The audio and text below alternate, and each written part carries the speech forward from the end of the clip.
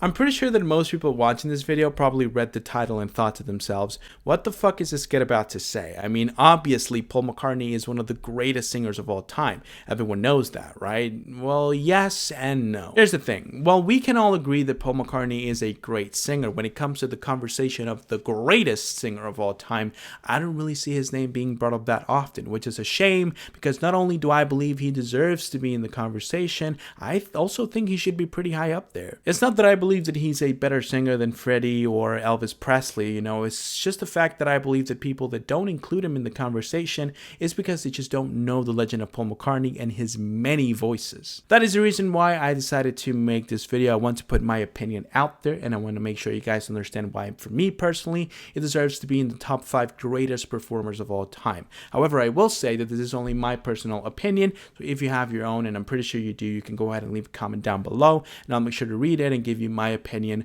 on your opinion. Now, first of all, I need you guys to understand that for me, a vocalist is not defined by their highest note. This means that you can hit belter after belter and have total control over your voice and still sound kind of flat to me. You need to add charisma, you need to add personality, and you need to add passion to your performance, otherwise it's just not going to sound as good. This is why people like Frank Sinatra, for example, are well known for being one of the greatest performers of all time, even though they were not known for hitting really high notes. He just had really good control over his voice and an amount of charisma and personality that he packed into his performances that allowed him to be recognized as such a great singer. This is also the reason why someone like Freddie Mercury is considered to be the greatest singer of all time. He had both charisma and great technical ability. He hit notes that a lot of pro singers couldn't even dream of hitting, and that's something that he did while also packing a lot of charisma and personality into that performance. However, there's a third factor, and really important one, by the way, that I think a lot of people don't talk about, and that is versatility. People like Freddie Mercury, for example, even though they're great when it comes to singing rock songs, had a really weird transition into pop music. It wasn't all that smooth, he performed the songs like he was still performing rock music, which made the song sound kind of awkward. That is the reason why Queen's discography in the 80s and his own solo discography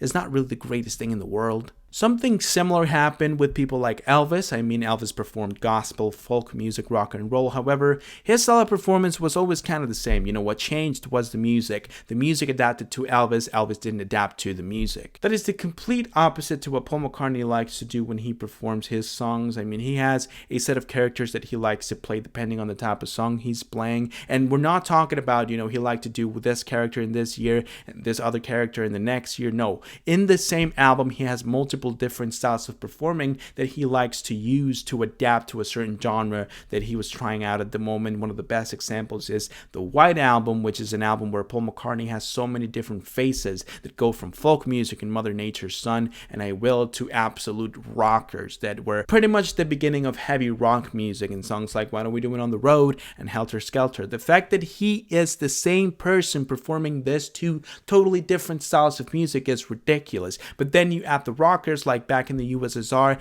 playful songs like Rocket Raccoon and Honey Pie, songs with a classical touch like Martha My Dear and whatever the hell Obla Di Obla Da is. All of these different songs were performed in the same recording session, sometimes in the same day. That is beyond impressive because most people focus on a certain type of performing because that is what they do best. That's their lane. However, Paul was constantly changing the way he performed so he can try and do more things with his music, and that is more evident in albums like Ram, for example. We're listening to the same guy singing Heart of the Country, which is a really nice, cute folk tune, then Ramon, which is some sort of psychedelic folk style, and then you have Monkberry Moon Delight that's similar to Russian Waltz, where he does things with his voice that people cannot replicate. I beg of you, trying to find covers of this song, you're not going to find many. People cannot sing with such raspiness, but also that amount of power. One of the best ways to enjoy and to witness Paul McCartney's greatness when it comes to performing would be the album Wings Over America. Is a live album where he performs his biggest hits from his own solo discography, his time with Wings, and also the Beatles. The reason why this album is so impressive is because you're listening to the same man on the same night performing tracks like Yesterday and Blackbird,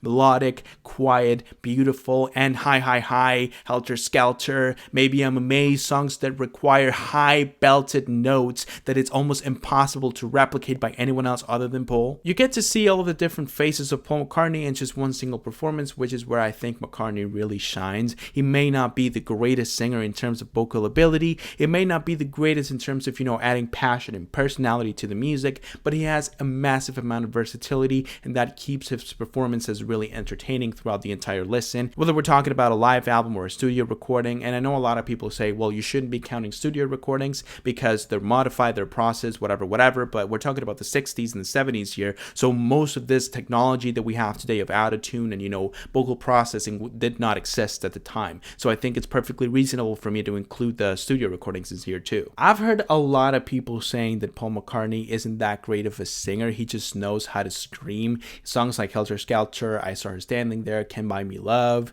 Twist and Shout are great examples of Paul McCartney hitting ridiculous notes, but having to scream to reach them, while people like Freddie Mercury, Elvis can just hit the notes in a clean voice. I know what you mean, and I kind of agree. Screaming is not the same as belting your voice, or two separate things. However, the amount of control he has over his voice, even when he is screaming, is ridiculous. In songs like Kansas City and Long Tall Sally, you can tell that even when his voice gets raspy, even when he's reaching that limit of his voice and how far he can go, he still has total control over what he can do. It still sounds melodic, it still sounds amazing. Look at his live performances of tracks like, again, Long Tall Sally and I'm Down. He is screaming, but he knows exactly what he's doing with his voice, which is something that not a lot of people, and I hate to say this over and over again, but not a lot of people can do that, including the likes of Freddie Mercury and people like Robert Plant, for example. If you look at the studio version of a song like Black Dog from the Led Zeppelin 4 album and you compare it to the live version,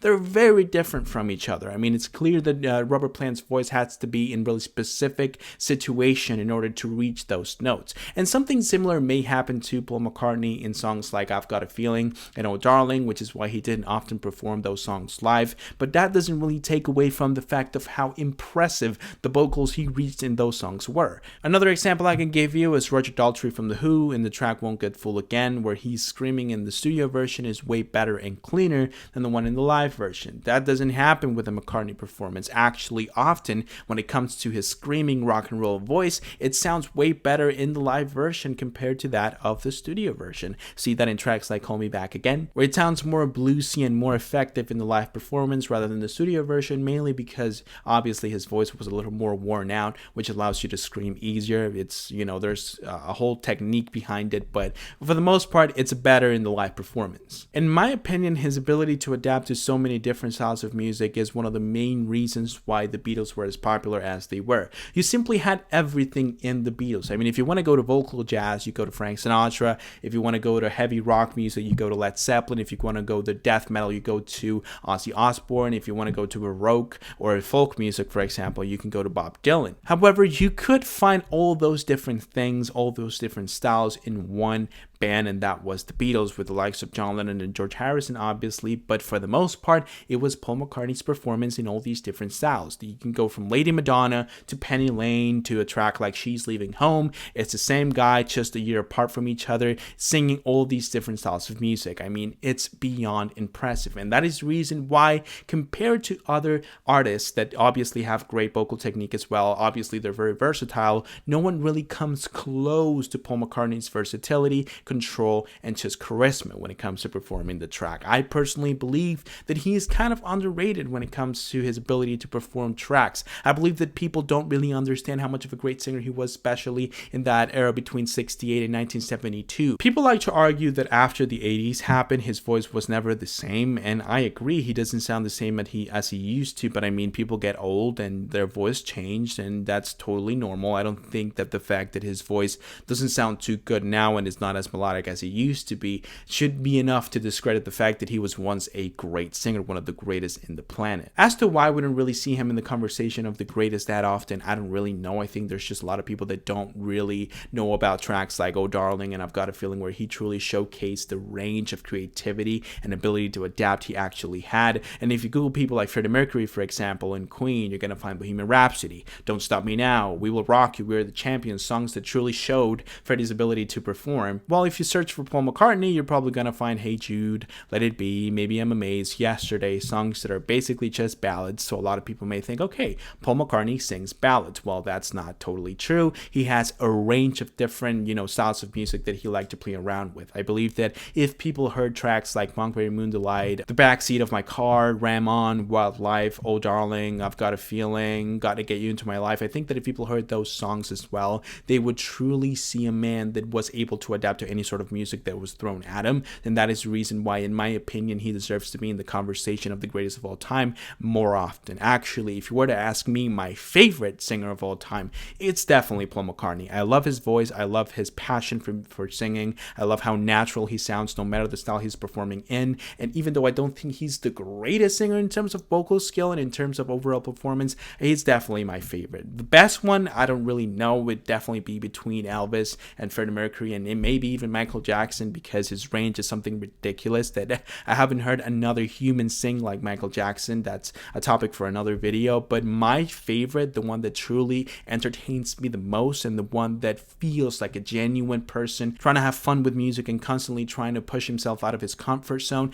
that'll be Paul McCartney without a doubt. However, I will say once again that is only my personal opinion. So if you have your own, and I'm pretty sure you do, you can go ahead and leave it down below in the comments, and I'll make sure to check it out and give you my opinion on your opinion. I truly hope that you guys enjoyed this video. If you did, go ahead and leave a like and subscribe to the channel so you don't miss any other videos that I upload. If you want me to talk about any other topics related to music, if you want me to check out a song, album, or artist, go ahead and drop a comment, and I'll make sure to fulfill a request as soon as I can. Once again, I hope that you guys enjoyed, and I hope that I can see you soon with a new video. But until then, bye.